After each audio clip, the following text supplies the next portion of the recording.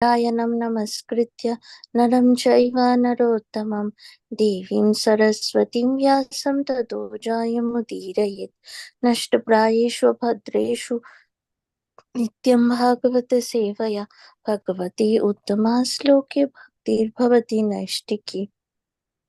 Jai Shri Krishna Chaitanya Prabhu Nityananda Shri Advaita Gadadhar Shivasadi Gaur Bhaktivinoda Hare Krishna Krishna Krishna Hare Hare Hare Ram Ram Ram Hare Hare. So today we are reading from Srimad Bhagavatam, Canto 4, Chapter 19, text 15 to 28. Okay.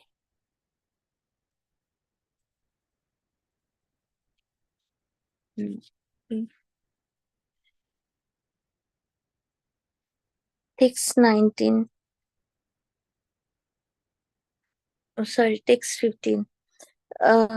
When Atri Muni saw that the son of King Prithu did not kill Indra but returned deceived by him, Atri Muni again instructed him to kill the heavenly king because he thought that Indra had become the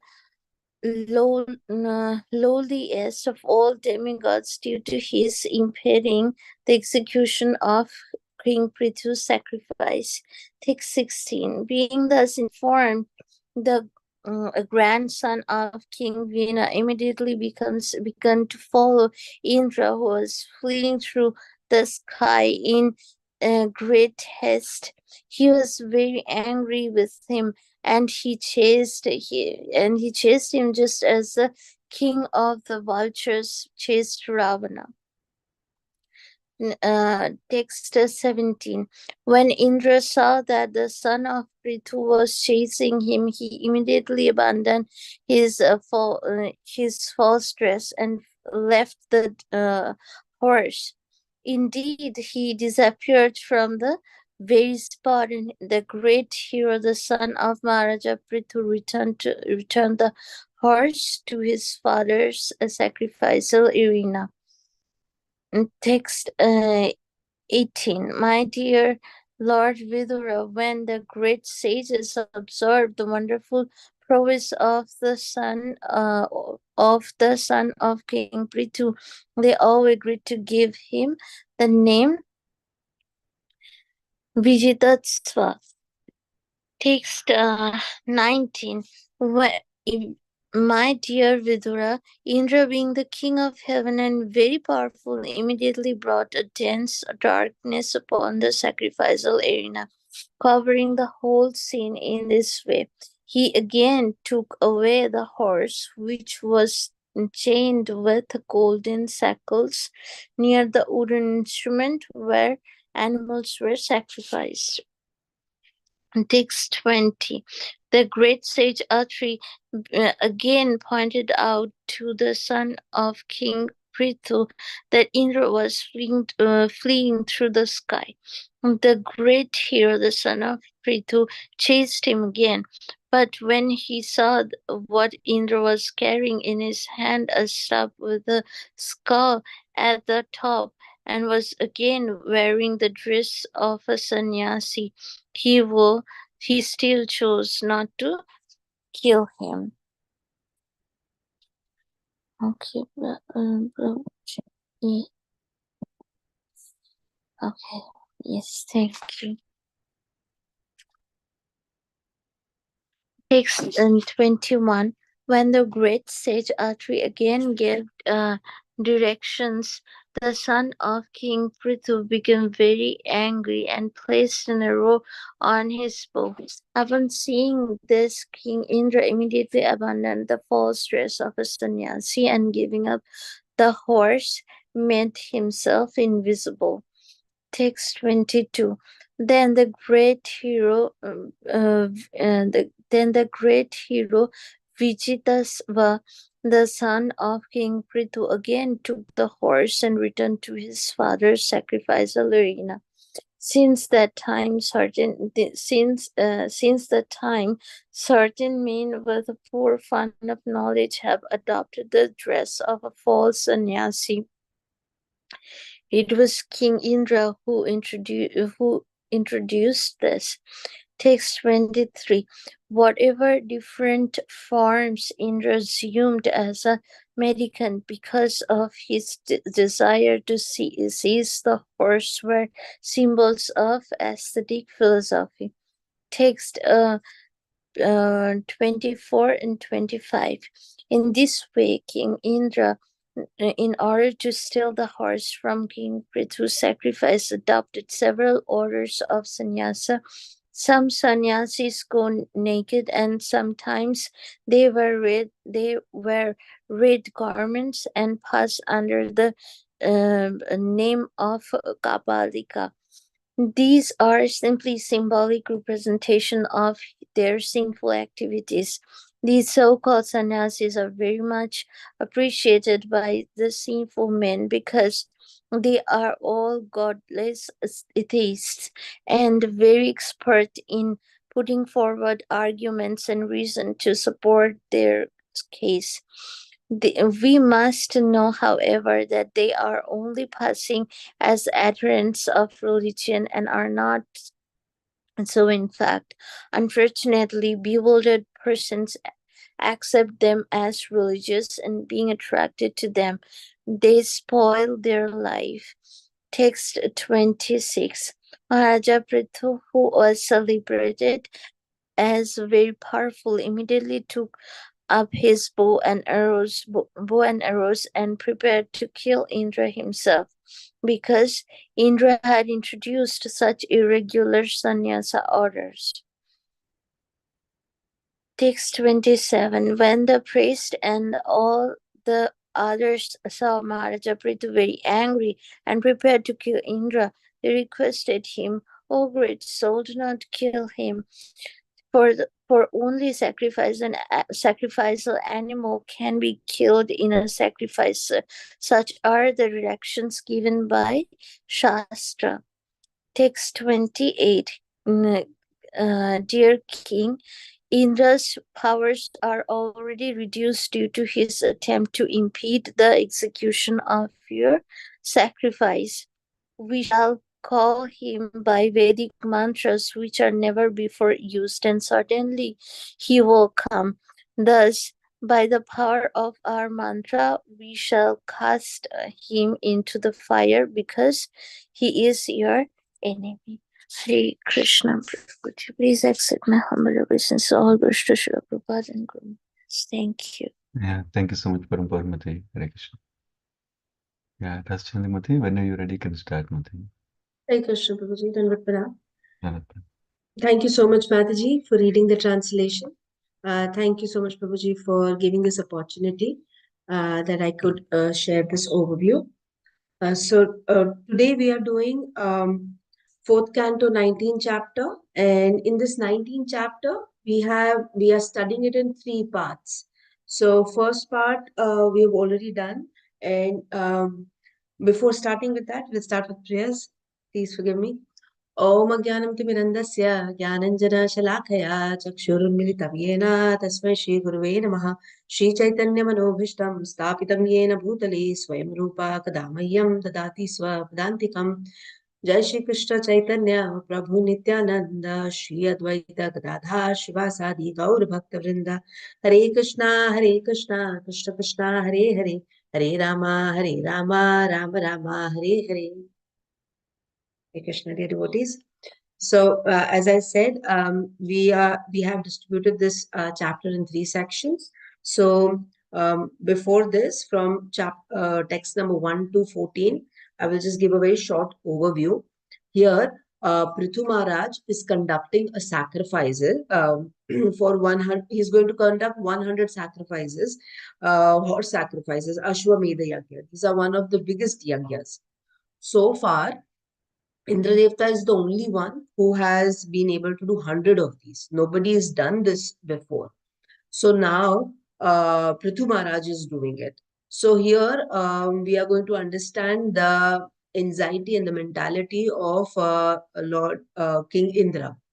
So, first thing is that he is envious, that his status of doing 100 Ashwamedh yagas is being shared by somebody else also now. So that kind of affected him. And when Prithu Maharaj was doing this, all the results that came out, the results were brilliant, much, much better than what Indra Devta had done before. So that ways, again, he thought that Prithu Maharaj will be praised more as compared to him. So that also kind of hurt his heart, not heart really, ego. And the third thing that bothered him is like, what if Lord Brahma will say that, okay, you can be a better Indra, so current Indra can leave the space and Prithu Maharaj can become Indra. So stress about possession, right? So these are the things Bhagavatam not only teaches us what to do, it also teaches us what not to do. So here we understand from Indra Devta's behavior in this chapter what we should not do.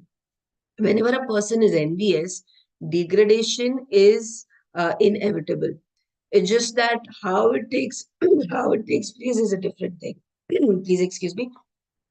So here, Indra Devta has become very envious to Prithu Maharaj for all the activities that is being conducted, and therefore he makes a very cunning plan to just steal away the horse so that the yajna cannot be concluded.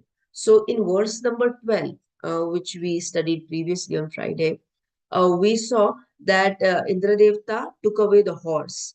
And when he took the horse, he dressed himself as if he is a sage, a sadhu. And Atri Muni was the first person who spotted Indradevta taking away the horse and realized his vicious intentions. The moment he realized, he instructed son of Prithu Maharaj to be cautious and uh, look that Indradevta is taking away the horse. And after the instruction, the son of Prithu Maharaj ran behind Indradevta. When Indradevta saw that he is being chased, he got scared. A person who is doing anything wrong or sinful will always be scared. Eh? So he was very scared and he disappeared because he didn't want it to be killed. What did that happen? Hare Krishna. Okay, I'm so sorry. He was dressed up as a sadhu, and when the son saw that this is some kind of sage, so therefore he did not release the arrow from his bow because that is again a very sinful activity to be killing a Vaishnava. He got confused, and there we come on verse number 15, where we continue the story. So here, Atri Muni saw that the son of King Prithu is not killing Indra because he's been deceived. So he again corrects him that this is the king of heavenly planets only. He's deceiving you. You should be killing him. Why is he asking him to kill him? Because Atri Muni understands that with this behavior, he's being the lowest of the personality. So he's no more suitable to act like a demigod is the reason why he gives him suggestion that you should go ahead and kill him. And hearing the instructions, the son of Prithu Maharaj in verse number 16, he runs behind he runs behind Indra Devta. And the scene over here, the example that is given is like how Jatayu chased Ravana, right? Same like that, son of King Prithu Maharaj is chasing Indra Devta. And again, second time, Indra Devta saw the son of Prithu was chasing him, and then he immediately abandoned his false dress also that he had taken up, and he uh, got disappeared kind of. And because of that, the son of Prithu Maharaj came, got the horse, and took it back to the sacrificial arena. Then moving on to verse number 18, we see that here they say that when all the great sages observed that how powerful King Prithu's son is, so they gave him a name as Vijitaswa. So now we have a name for him so that we can address him properly. So Vijitaswa was a very, very powerful personality under the guidance of his father Prithu Maharaj. And then in verse number 19, uh, there is not much purport given in all these verses. I will refer where the purport comes. In verse number 19, uh, Indra, being the king of the heaven, very powerful, immediately brought dense darkness. So here you see, he is not giving up. Already he was caught. People saw that he is taking away the horse, so he is trying to create some hindrances in the yagya. This is already established. Still, and he was unsuccessful in the first attempt. Still, he will try again. So, first time he snatched the horse in verse number 12, and the second time he is going to do it now. So, covering the whole scene in this way, what did he do? He created very intense darkness in the arena so that people could not see.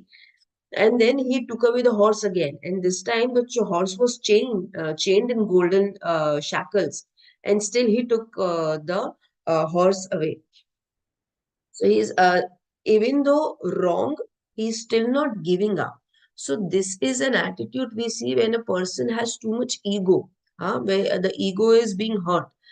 Even though Ravana was wrong and he was given suggestion by a number of people, his wife Mandodari, his brother Vibhishana, even Kumbhakarna, other people, you should not do this act. Still he did it. Why? Because his ego was very strongly pierced into. Similarly, here also, King Indra, everybody is discovered that he is he is stealing the horse so that the yajna is not successful. He was already kind of caught once, but again he is doing it because the ego is at a very high level and it is being pierced by Prithu Maharaj doing more sacrificial activities. So in verse number 20, we see here the great sage Atri again pointed out to the king, son of King Prithu. So he said again that he's going, please go chase him. And when he chased, he saw that this time, last time he was dressed as a sadhu with tied top knot and sannyasi outfit. Now this time he was carrying a staff with a skull. And again he was wearing a dress of sannyasi. He was again dressed like sannyasi in a different way. So again, the son chose not to kill him because of his attire. So based on this attire aspect, I had heard a lecture long ago from Amrind Prabhu where he said about Suvastra. So when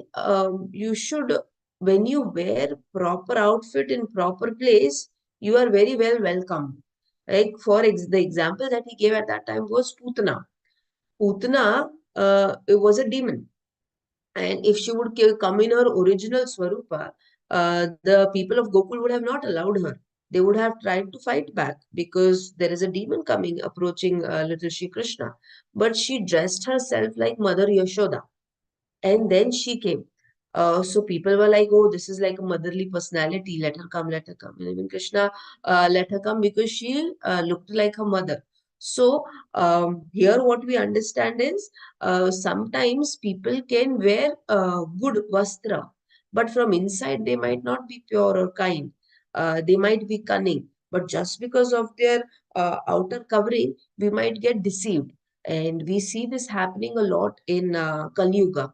We have different variety of sadhu babas available in the market nowadays, and not all of them are pure. They are very much deceiving to the general public. So when I read this, because he changed his dress, Vijitaswa did not prefer to kill him. This is what I could think of, which I had heard previously. Then moving on to verse number 21. Hmm. Here, Atri again gave directions to the son of King Prithu. And now, this time, he had become very angry. So, he was ready to kind of attack King Indra. And again, second time, he quickly abandoned that false dress and got invisible. Okay. So, again, he's doing this the second time.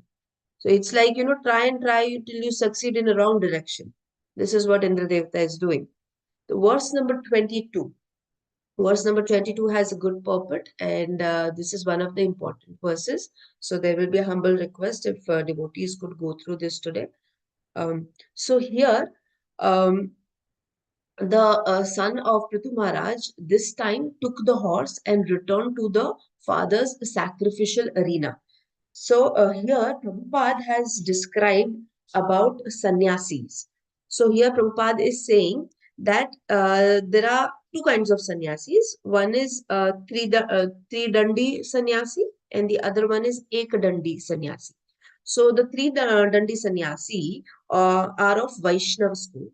And they accept the three rods. And what are these three rods representing? That is to engage in the service of the Lord with full of their body, mind, and their speech. So this is the representation of that three danda. Okay, and here Prabhupada is explaining about Ekdandi sannyasi also. These are the sannyasis, they take a vow to become one with the Lord. And these are mostly the Mayavadi sannyasis. And this was introduced by Sripad Shankaracharya in the society.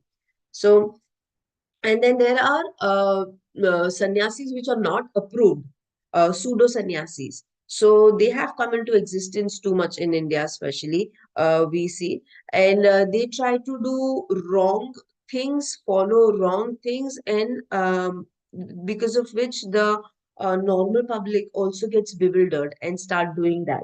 So they are applying yad yad achreti shishtas in wrong direction because they're following wrong personalities. So there are different kind of sadhus Prabhupada is explaining that are there right now, like Naga sadhus, they go naked, and Kapalika sadhus, they generally carry the trident and the skull, just like how King Indra was carrying right now. Hmm?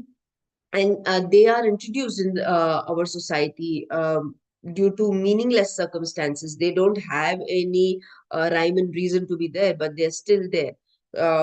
So, and people who have a very, very poor fund of knowledge, who do not have the idea about Srimad Bhagavatam or Shastras, or are not following any kind of regulative principles, when they are in any kind of problem, material problem, because they're in Dukhalayam, they get attracted to such people because the moment you show magic, people are like, oh wow, bewildered. So they start following them. So this is also because completely poor fund of knowledge is available, not there in the society. And nowadays most of the sadhus that we see, they are all sinful. The basic four regulative principles a person needs to follow, that we are all aware about: no meat eating, no gambling, no intoxication, no illicit sex. And these sadhus, behind their false attire, are following, breaking all these regulative principles. So Prabhupada is also giving them the name of Pakhandis over here, that people who are not following any regulative principles, for whom Krishna is not the goal of the life, these kind of sadhus are generally Pakhandis, and they destroy the society very nicely. They do a good job in that.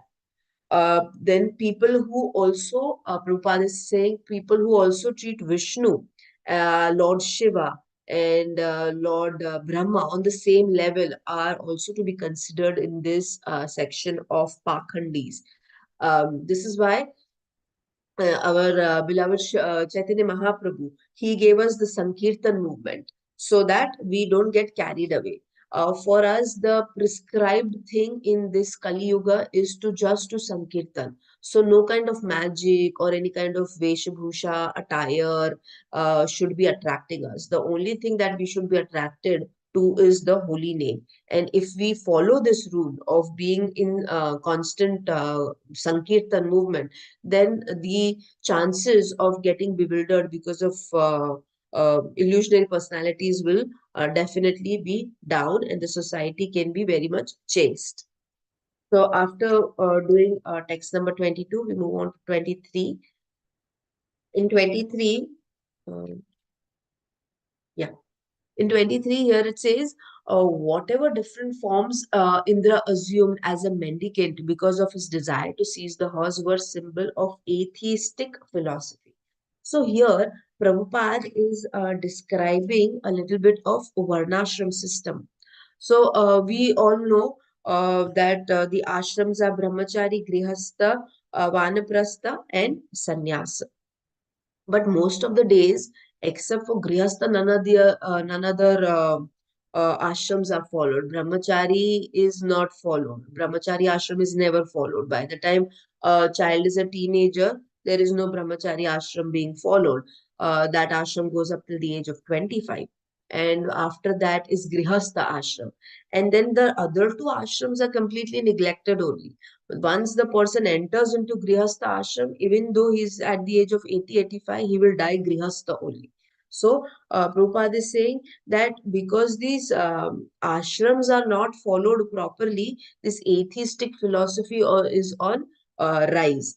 Prabhupada is also saying very strictly that the sannyas ashram should be taken very seriously. You should not take it very lightly.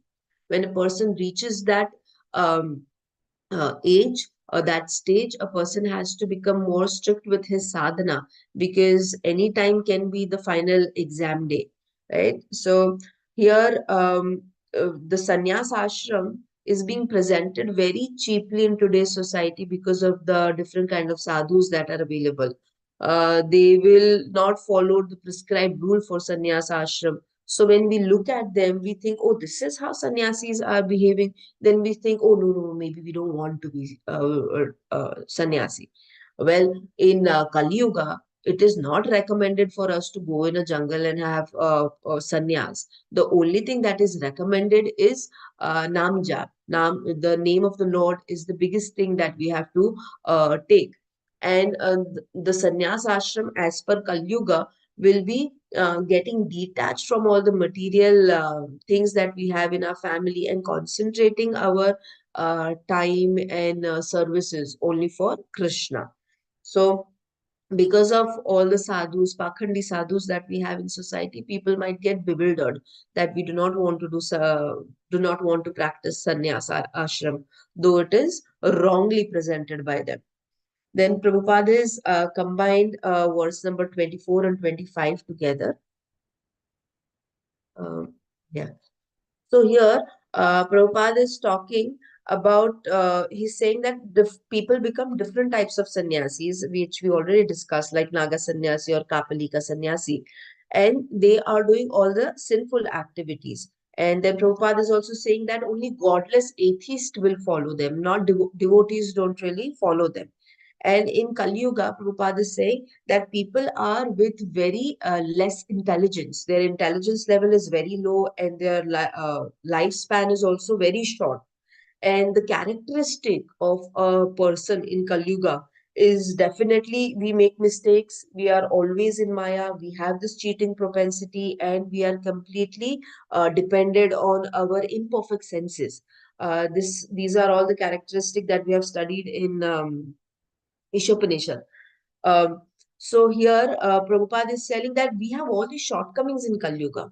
Trying to do any kind of activities that we see in Satyuga, Treta, Dwapar, anything we won't be able to achieve. This is why Prabhupada stresses in this verse that in Kali Yuga, we are refrained from taking sannyas, like going into the forest and giving up. We won't be able to survive in forest even for a day. Right? This is not the type of the forest we used to have in Satyuga that we can go and live there. So he's recommending that this kind of sannyas is not meant for people for us. For us, the only thing that is recommended is to surrender at the lotus feet of the Supreme Personality of Godhead. And that will be our proper sannyas when the age comes, and getting detached with the material activities. And Prabhupada says that because of this unnecessary sannyasis and all, which are there in the market trying to propagate wrong things, the cheating with people have increased, because we already have this tendency, we already have a cheating propensity in us. So this get escalated when you're wearing false attire. If people think that, oh no, we don't cheat, we are very pious, this is not a fact. If you see a little child must be eating mud or must be eating a candy, and you go and ask them, what are you doing, what are you eating? Then they say, nothing, nothing, there is nothing in my mouth. So this, nobody's taught that child that you have to cheat, because the child is very young. He will catch the habit automatically. But that child already has that propensity, because that child is from Kali Yuga, and these are our characteristics. So taking this wrong attire and propagating it into the society is a very wrong thing to do. It kind of degrades the society completely. Then we move on to verse number 26. So here, in verse number 26, Prithu Maharaj, who is very powerful, he right now got very angry that Indra Devta is not giving up only. Again and again, he is doing the same thing. So he decided that I will only kill Indra Devta, and he picked up his bow and arrow. And why did he think like this? Because he was bringing irregular sannyas orders in the society. So because of Indra Devta, these irregular behavior has been introduced in our society. And King Prithu, being the king, he is following the rules and wants to punish Indradevta. We have seen examples previously also that Sri Ramachandra had also killed the Shudra for not following the rules in the society. And then Parikshit Maharaj was also very, very strong king. And Kali Yuga, a whole yuga, was very scared of approaching because King Parikshit Maharaj was there. Here, Prabhupada is also explaining that the king should be very powerful in understanding what is wrong and right, and if there is a wrongdoing, it should be punished so that it can be stopped again. Like nobody else should follow that wrong path. But Prabhupada is saying that, but today's society is become very coward, and they're hiding behind the word secular. That oh, sab chalta hai, that kind of attitude. You agree that God is there, very good. You agree God is not there, very good. Like this kind of attitude will not help a society run fluently. There will be a lot of hindrances in between because of this. So, Prabhupada is saying because of bad leadership, only more and more people go to hellish planets because of this acharan. So, we are moving on to further text number 27. Here, when the other priests who were present over there, they saw that Prithu Maharaj is getting so angry and is going to kill Indra Devta, they requested him to not do so. Because in this sacrifice, the only living entity that could be killed should be in the form of animal. So, and killing like Devata is absolutely not recommended. So, whatever they have done so far, that will all go to waste. So, they recommended, please, you don't kill him. So here, Prabhupada is explaining that animal killing recommended for yagyas is not recommended today. Hmm? And this was done by the priest to also see, like, to test their words pronunciation, where the mantra ucharan is right, and to see how much power they are having, which they have been collecting by tapasya and all. So to test that, and the second reason was the animals were given immediately new life, like mostly human form of life. So that is a upgrade for them from coming from animal directly to a human, because this human birth is so durlabha. Not everybody can achieve human birth. So when you are there in a human life, human birth body, you have that intelligence to understand your constitutional position, and that's when you can start moving towards going back to Krishna. So the human birth is the most valuable one, and these animals who were sacrificed were given that. So and it was not meant for Indra Tripti, for sense gratification, that okay, we will give sacrifice animals and then the meat we will eat and enjoy. But this is what is being today done today in the name of religion, which is absolutely wrong and completely forbidden in Kali Yuga. Then we move on to the last verse for today. So here, the priests spoke to the Prithu Maharaj that Indra's powers have already become a little bit less right now, because he's trying to, impede this sacrificial moment. So he is already low at his power. And with our powers of mantra ucharan, we are going to get him here and give his ahuti in the yagya. Why? Because he is your enemy. So here we have to be understand this. Prithu Maharaj does not have enemy as Indra Devta, because he has nothing to do with Indra Devta. It is Indra Devta who is becoming envious towards Prithu Maharaj. And further, we will see there is not a very big purport in this. Further, we will see that Lord Brahma is going to come and he is going to, please excuse me, stop all the priest from killing Indra Devta, which we will be reading tomorrow. So we will stop over here today. I will pause. Thank you, Hare Krishna. Thank you, Mataji. Srimad Bhagavatam ki jai, Sri Prabhupada ki jai. Hare Krishna, everyone.